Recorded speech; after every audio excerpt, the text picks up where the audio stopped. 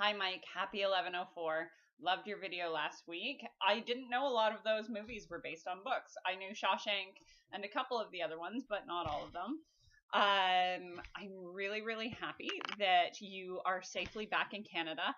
I'm not so pleased with this ice storm that you brought with you, but I have been pleased by the way that the Toronto community and the GTA in Ontario has reacted to the ice storm around these holidays.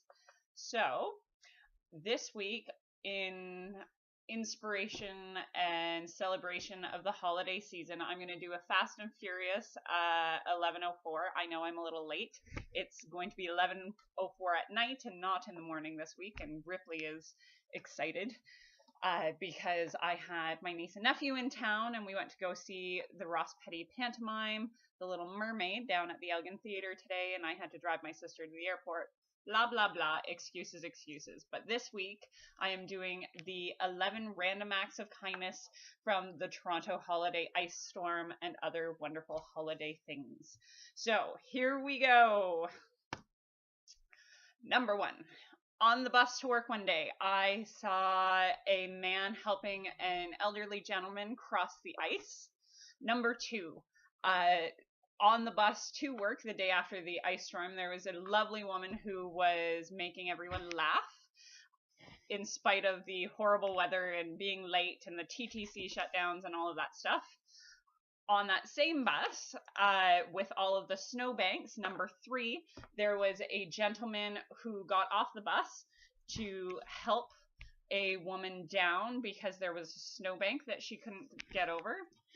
Number 4, my super lent me his ice scraper from his car. He was on his way inside and didn't have time and just said, "I'm leaving my car unlocked, throw it back in when you're done and make sure you lock it," because I had my sister's car and my niece and nephew and it was covered in ice.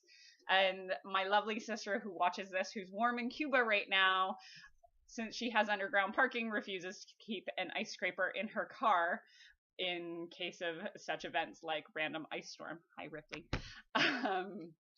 So that's what she's getting for Christmas.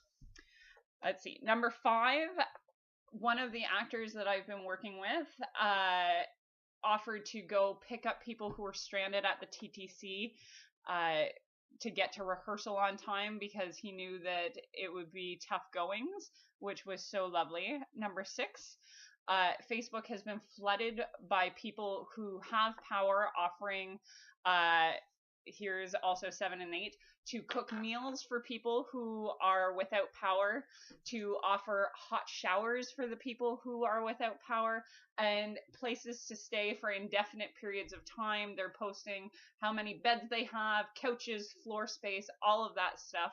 So that's 6, 7, and 8.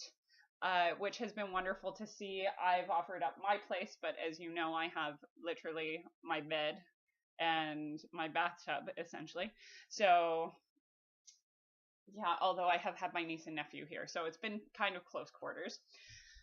Anyway, number 9, people have been helping elderly people and other people who have extra parcels carry things across the ice, or holding doors as they're making their way across, just general, like, random good deeds.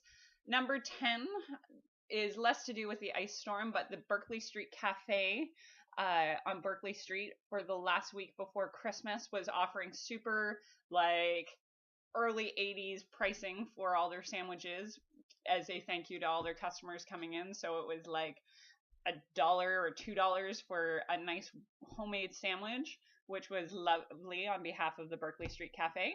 And number 11, one that is going to hit close to home with you, that has actually made my holiday season, the very nice person who returned Raluca's passport in New York so that you guys can make your flight the next day home.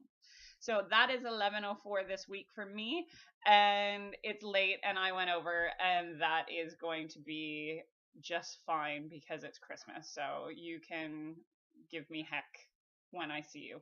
Anyway, Merry Christmas, and I shall see you soon, and guess what? I love Christmas tacos! Bye, Mike.